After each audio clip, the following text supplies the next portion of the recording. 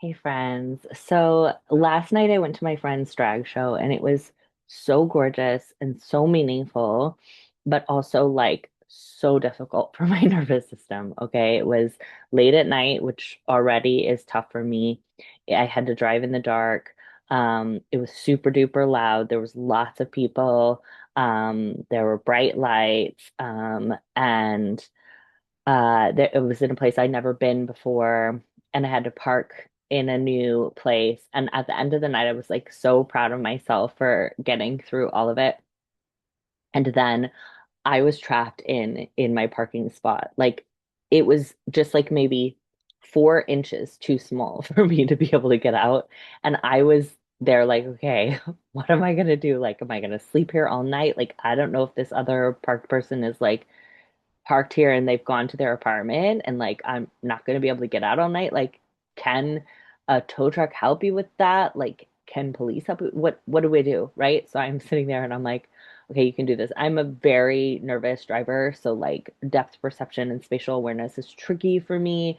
I don't like trust myself, so I'm like moving 3 inches, getting out of the car and looking, moving, even though I have like the video camera and the like beepy thing in my car and like everything, but I'm like probably half an hour of me going like, can I get out of this parking spot? I'm like maybe gonna do it. And I'm like, please send me help. Please send me help. And in walks these three people, and it was their car. And they're like, we're so sorry. Like, oh my God. And I'm like, thank you so much for coming. And it felt like such a miracle. But all this to say, this is a really good example of a place where, as Rabbi Shoshana of PDASafeCircle.com calls it, my heart was outside of the circle. So the PDA Safe Circle represents like the area where your nervous system is going to consider you safe, right? And there are times when I do a lot of work around values, but also around nervous system and like how do we balance these two? Because there are so many times, especially for those of us who are neurodivergent, super sensitive, had a lot of trauma, where our values are outside of our safe circle.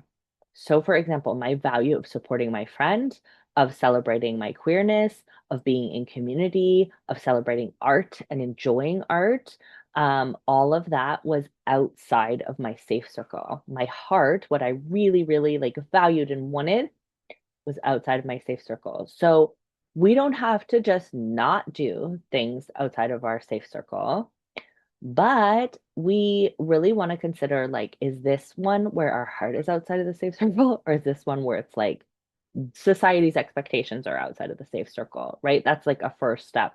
Um, if it was about like wearing fancy clothes, which I did not do, or like wearing like cool or like queer or like there's no such thing as queer clothes.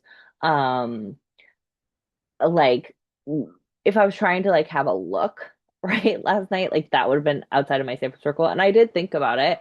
But it was outside my safe circle, not because my heart was in it, because I thought like maybe people would think that was good. So anything that's one of those for me, I'm like, no. Um, I used to do a lot more. Maybe I do them sometimes, like if I go to like, I don't know, a bank appointment or something, or like my kid's school, and I want to try and like follow some sort of societal rule to like help advance something else that's like also a bigger goal.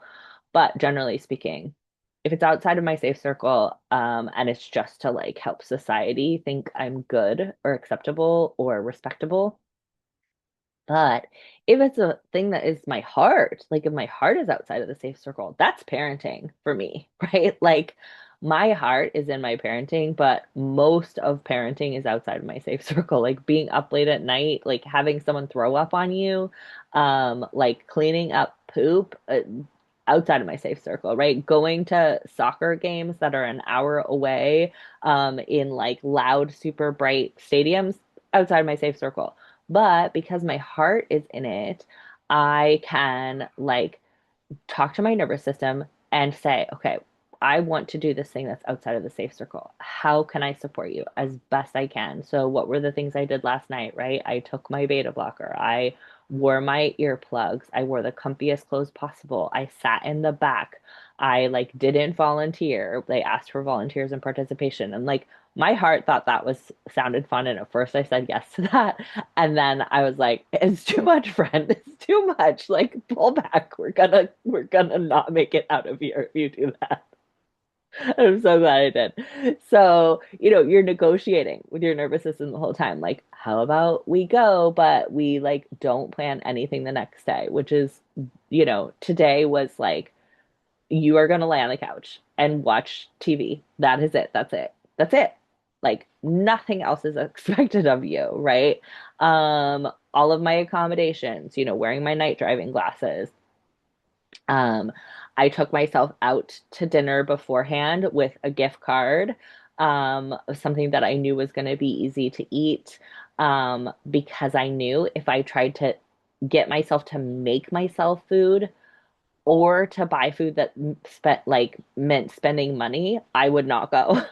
Or I would go without having eaten. If I had gone without having eaten, then I would not have made it out of there again. So I'm like negotiating with my nervous system, right? What can we do? How can we take care of you?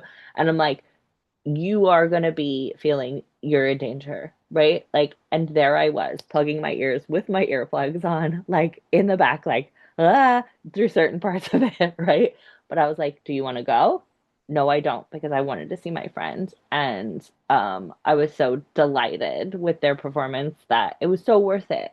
And that worth it is a word that I use a lot, right? So a lot of schools of thought, they will be like, always follow the rules, always be respectable and acceptable according to society, or never follow the rules, only do whatever the fuck you want, and don't do anything that's asked of you or that doesn't feel safe. Either of those are orienting to something outside of you ultimately. But when we come back to like what's meaningful, what's worth it for us, then we can navigate with our nervous system, let it have its response and take really good care of it and negotiate with it. Like, how can I help you? And how can I make sure that on the other side of this, you're going to get, all of the resourcing and like low, low, low, low stakes, all of those things. So, heart outside of the circle is a very cool concept. I am so grateful for Rabbi Shoshana for the whole PDA Safe Circle concept. I really encourage you to check it out if you want. She has a free coloring book that will like walk you through the whole concept on her website, pdasafecircle.com.